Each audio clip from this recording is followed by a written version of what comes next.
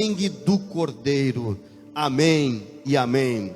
Eu quero compartilhar com você hoje, rapidamente, antes da gente orar, aqui, a respeito da cruz. Hoje é Páscoa. Hoje nós comemoramos a cruz vazia. Amém? Glória a Deus. Mas a cruz fala de duas palavras, e eu quero falar com você hoje sobre essas duas palavras. Primeiro, a ira de Deus. Pastor, a cruz fala da ira de Deus? Fala. E segundo, a misericórdia de Deus. A cruz fala da misericórdia de Deus, pastor? Fala. Diante de tanta coisa, diante de tanta destruição, diante de tanto sangue derramado, a cruz ainda fala de misericórdia. Talvez seja o que a cruz mais fala, é de misericórdia. E eu quero conversar um pouco com você.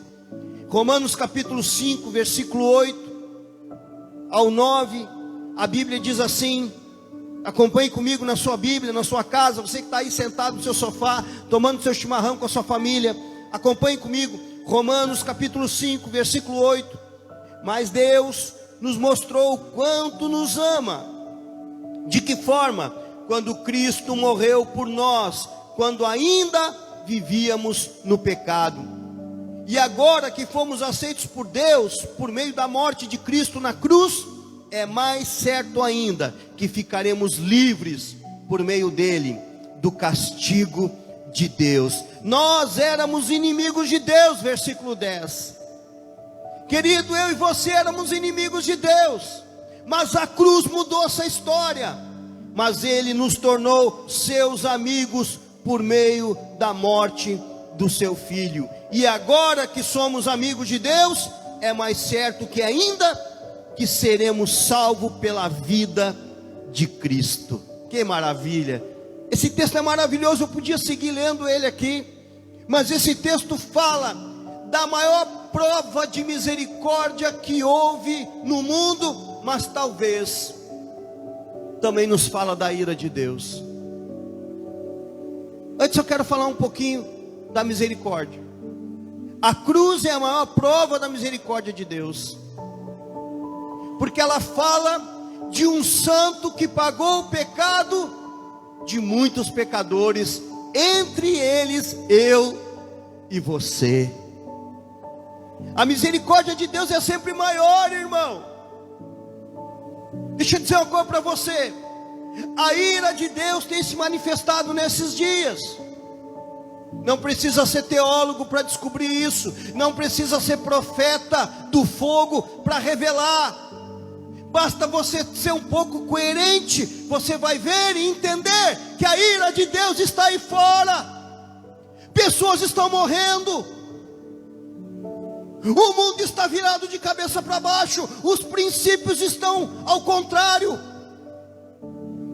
Não precisa ser teólogo, não precisa ser pastor para descobrir que há algo errado neste mundo, e que a ira de Deus está se manifestando por causa disso. A ira de Deus não se manifesta por causa que Deus é ruim, a ira de Deus se manifesta por causa do pecado.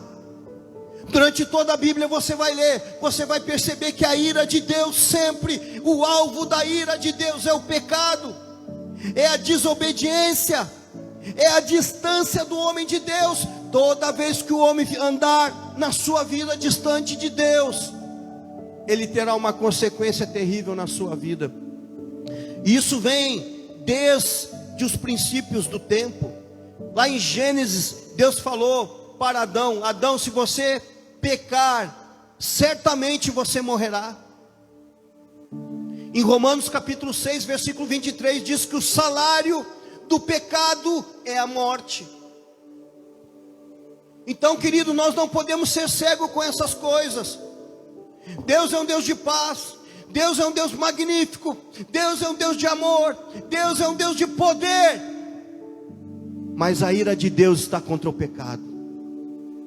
E se nós lermos o livro de Romanos, no capítulo 1, e eu não quero ler aqui porque daí seria uma outra pregação, mas eu convido você que está na sua casa a fazer um estudo. Você que é líder de célula, faça um estudo sobre o livro de Romanos capítulo 1.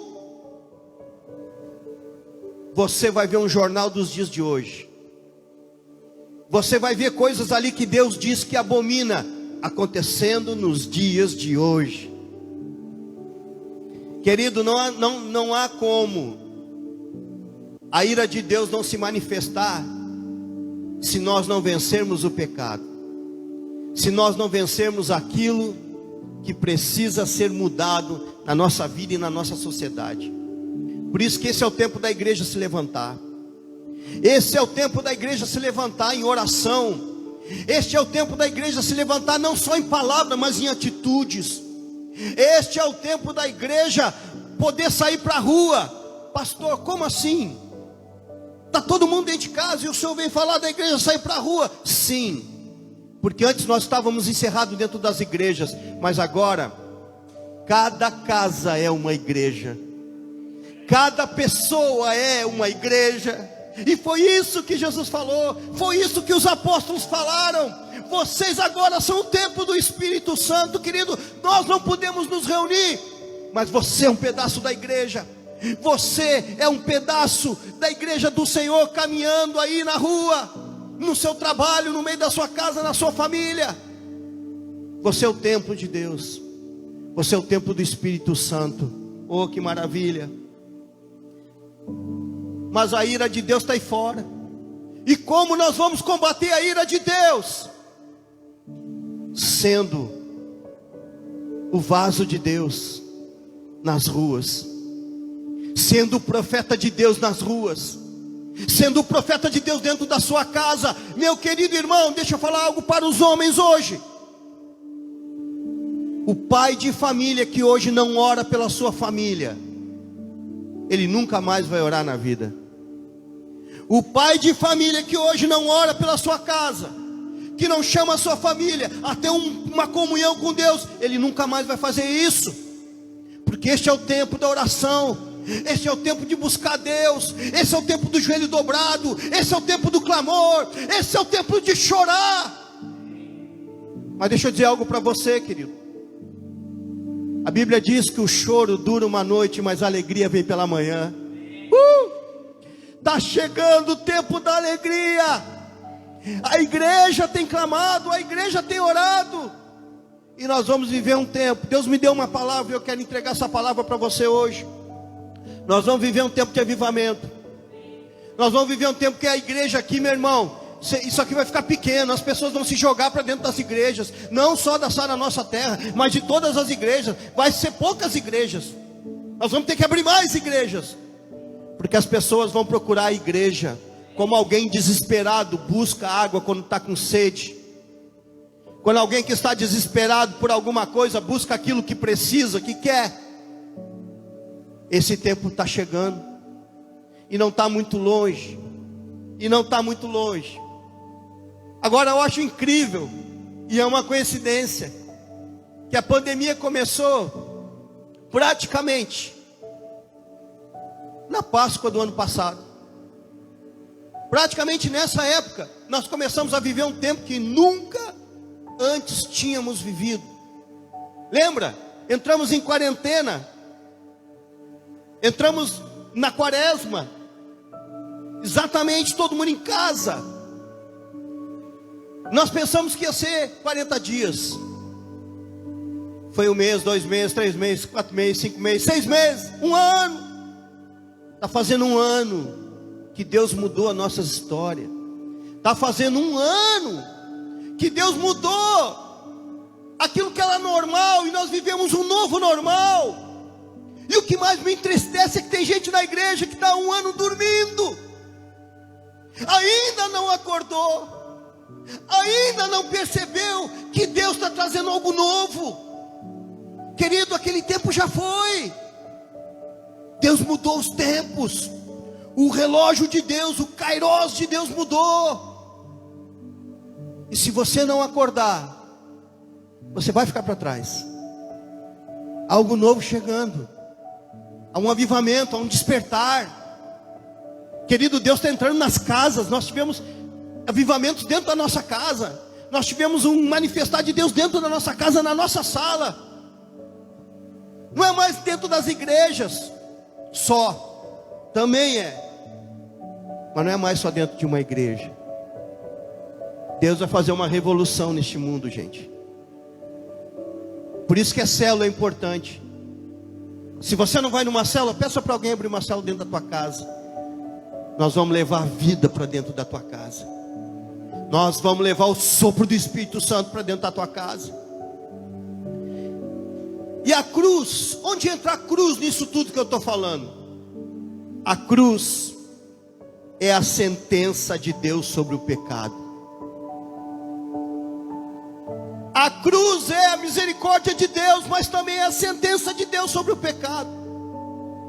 Deixa eu voltar um pouquinho para a cruz agora. Nós estamos na Páscoa. E o que nós temos que celebrar? Nós temos que celebrar que Jesus ressuscitou. Mas nós não podemos esquecer que se não fosse Jesus, todos nós devíamos ser crucificados. Querido, não há como nós ter comunhão com Deus em pecado. Não há como você falar com Deus. Nós não podíamos nem pronunciar o nome de Deus. Você sabia que o judeu não pronuncia o nome de Deus? Ele não pronuncia o nome de Deus.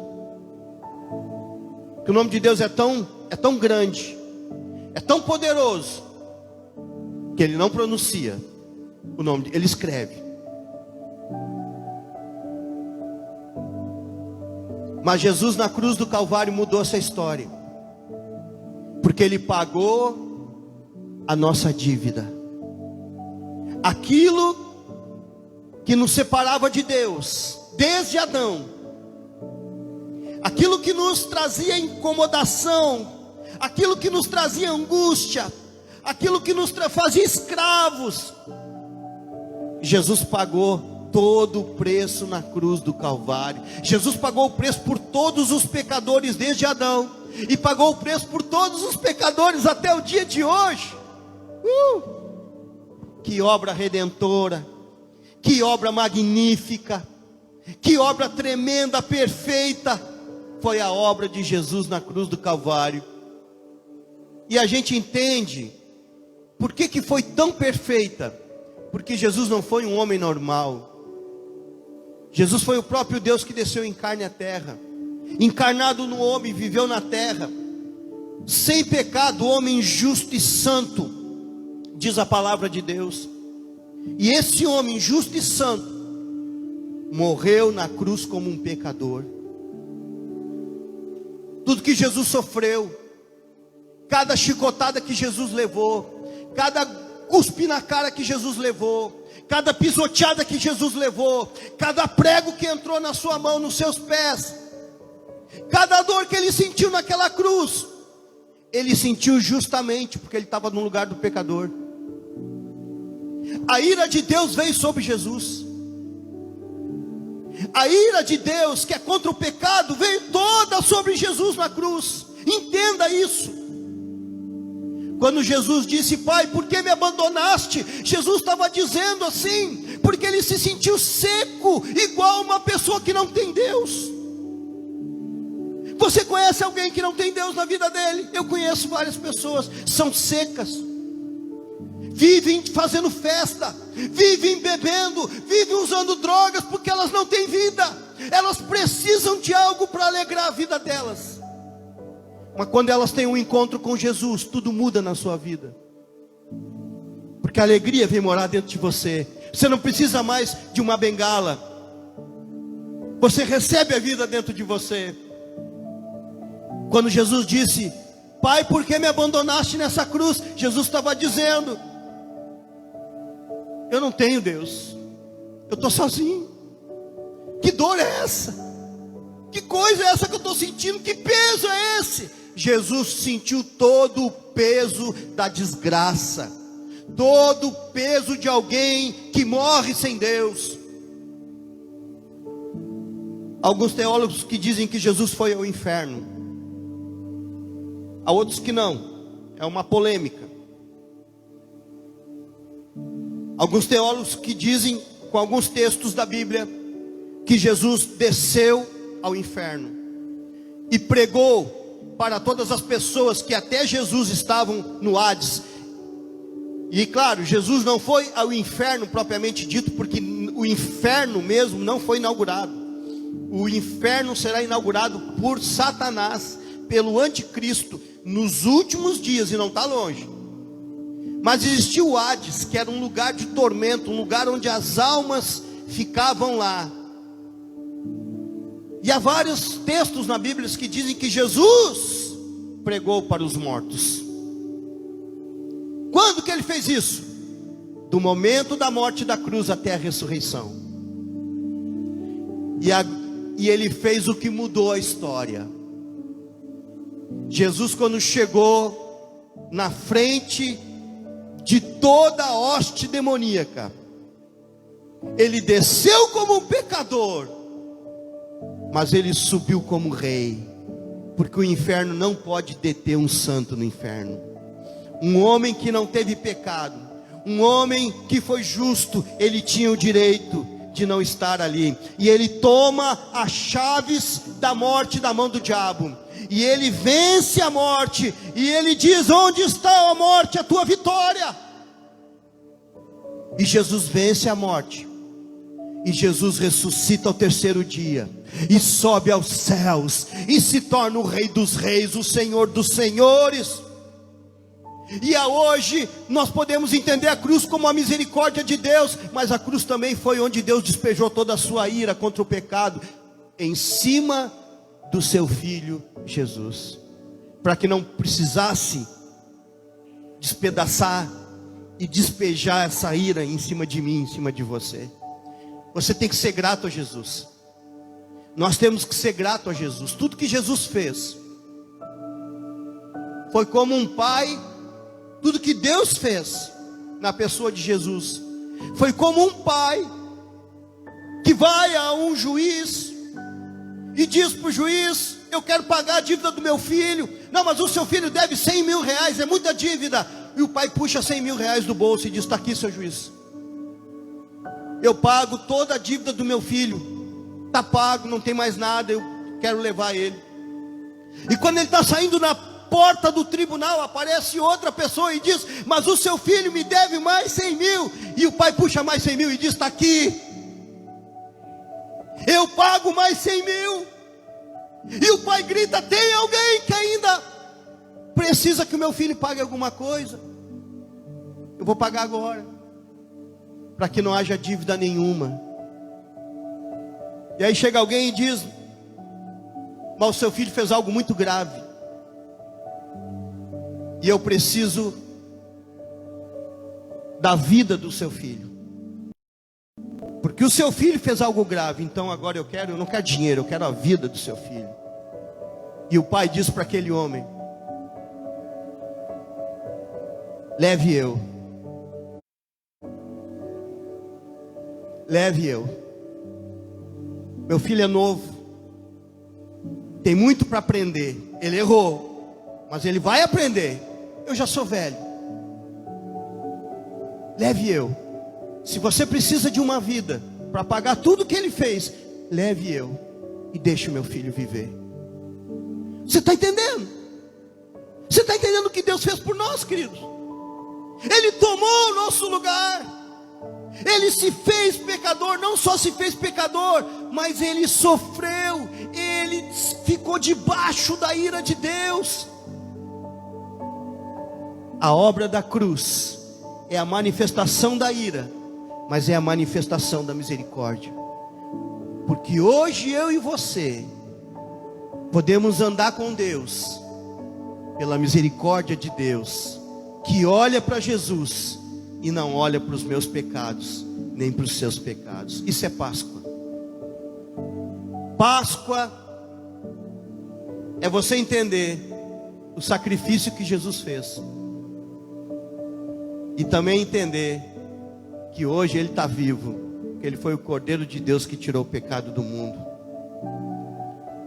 Note que sempre a ira de Deus, ela nunca é relacionada com o pecador, e sempre com o pecado. As pessoas às vezes eu leio o Velho Testamento, parece que Deus é um Deus brabo, parece que Deus é um Deus que castiga. Então você não leu a Bíblia direito. A Bíblia fala de um Deus irado contra o pecado, nunca contra o pecador. Nunca contra o pecador. A igreja, nós batemos firme sempre contra o pecado, nunca contra o pecador. Se você é um pecador, seja bem-vindo a Sara Nossa Terra. A Sara Nossa Terra é cheia de gente que já foi um dia pecador e continua às vezes pecando, mas com uma diferença: toda vez que a gente erra, nós viemos para esse altar, nós dobramos o nosso joelho e nós pedimos misericórdia. E eu continuo, depois de muitos anos convertido, eu continuo dizendo: Deus, eu preciso mudar. Eu preciso mudar. Eu ainda não estou bom. Eu preciso da tua mudança. Eu preciso que o Senhor se manifeste na minha vida dia e dia. Aliás, quando alguém diz que não tem pecado, aí é que ele tem pecado.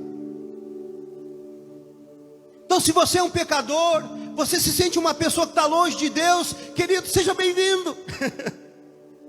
Seja bem-vindo. Essa igreja vai te receber, nós vamos te receber. Jesus vai entrar na sua vida.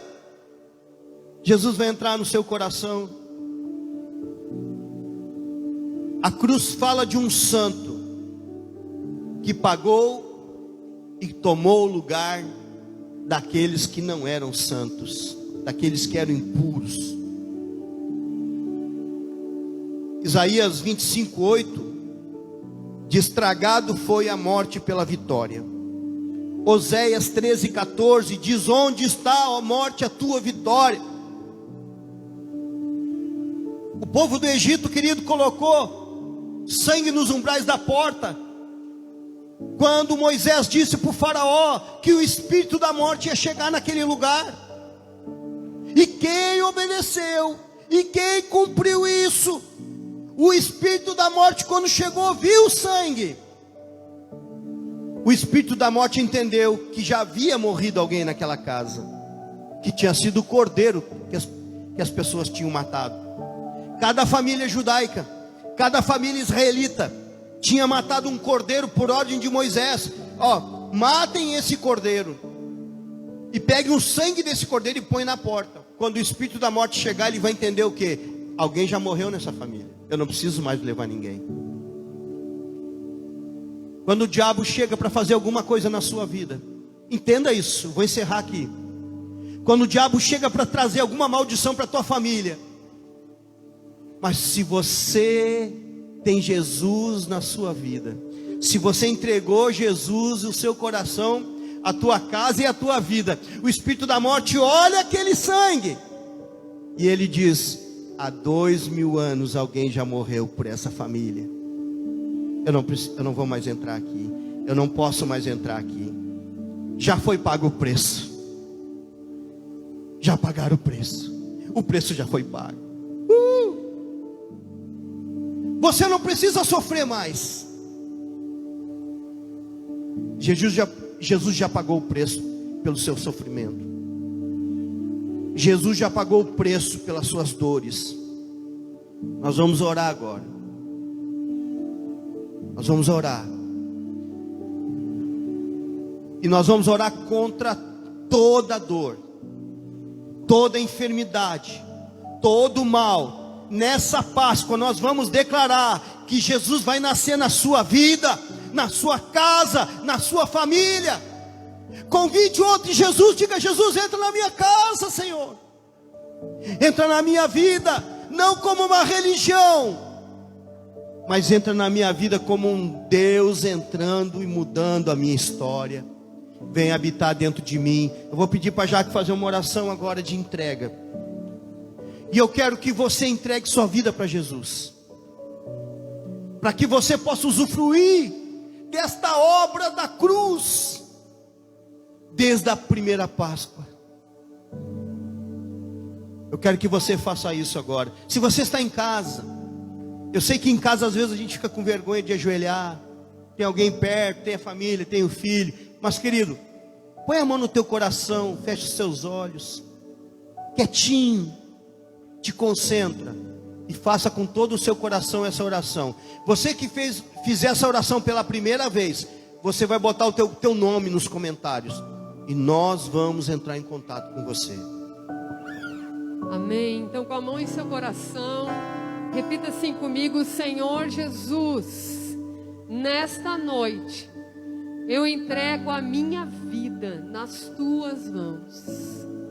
Eu já fiz tantas coisas erradas até agora, e hoje eu me arrependo de todos os meus pecados. Entrego tudo nas tuas mãos e te aceito como meu Senhor e meu Salvador. Usa a minha vida, Senhor, muda a minha história. E eu te peço, escreve meu nome no livro da vida e que de lá jamais seja tirado. Você que fez essa oração pela primeira vez, ou você quer voltar para Jesus hoje, coloque seu nome ali nos comentários. Nós vamos entrar em contato com você. Nesse mesmo mover, nós queremos colocar todas as pessoas que estão lutando contra o Covid. Queremos colocar essas pessoas nas mãos de Jesus nessa noite. Eu tenho uma lista de várias pessoas aqui. Eu quero que você, com a sua fé aí em casa, junte-se a nós. E que com essa nossa fé, o nosso clamor chegue até o Senhor. Amém? Senhor, nós oramos pela Simone Guterres. Deus, nós acreditamos no milagre sobre a vida dela. Em nome de Jesus, declaramos a cura sobre a vida da Simone. Declaramos a cura sobre a vida da Tânia, Senhor. Faz um milagre, Deus. Faz um milagre na vida da Yara, na vida do Jeremias, da Tainá, da Manuela. Espírito Santo de Deus, age agora na vida dessas pessoas onde elas estiverem, nos hospitais, Senhor. Colocamos a vida da Flávia diante de Ti, a vida do Enéas, do Adilson, do Marcelo, da Márcia, a vida do Diego, Senhor Jesus, do Carlos José, da Vitória, da Natânia Cardoso, do Danilo, a vida da Bia, vidas preciosas para Ti, Senhor. Colocamos a vida do Bruno, da Lucena, do Luiz Felipe, a vida da Sandra, Senhor, da Berenice, da Adriana Selba, da Jane, a vida do Pedro e do Michael, Senhor. Ó Deus, colocamos todas essas pessoas que estão lutando contra o Covid. Nós declaramos pelo poder do nome de Jesus que elas serão curadas, Deus. Ó Deus, tenha misericórdia das famílias. Tenha misericórdia, Senhor. Escuta a nossa oração nessa noite, Deus. Nós te pedimos em nome de Jesus. Em nome de Jesus, nós já estamos encerrando. Mas eu quero que você, nessa noite, não perca a sua fé. Não, às vezes os médicos dizem que não tem o que fazer, mas o nosso Deus é o Deus do impossível, amém?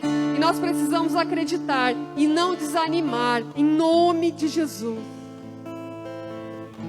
Convidar os pastores aqui, nós vamos orar agora por Minas do Leão, por Butiá. Só quero mais uma vez dizer para você que você não precisa mais sofrer. Você não precisa mais andar solto pela vida. Há um Deus que te ama. Há um Deus que há mais de 2000 anos atrás providenciou um caminho para a salvação, que passou pela cruz do Calvário. O seu Filho Jesus Cristo, que morreu e ao terceiro dia venceu a morte, ressuscitou, subiu aos céus, está sentado à direita de Deus Pai Todo-Poderoso, de onde há de vir julgar os vivos e os mortos, de onde um dia voltará, e está voltando para buscar a sua igreja. Mas enquanto Ele não busca, o Espírito Santo está aqui para renovar a tua vida, a tua casa. Basta você dizer sim, basta você dizer: Deus, entra na minha vida. Muitos tiraram Deus da sua história, muitos tiraram Deus da sua vida, mas hoje é dia de você dizer: Deus, vem, entra na minha vida novamente. Entra mais uma vez na minha vida, em nome de Jesus.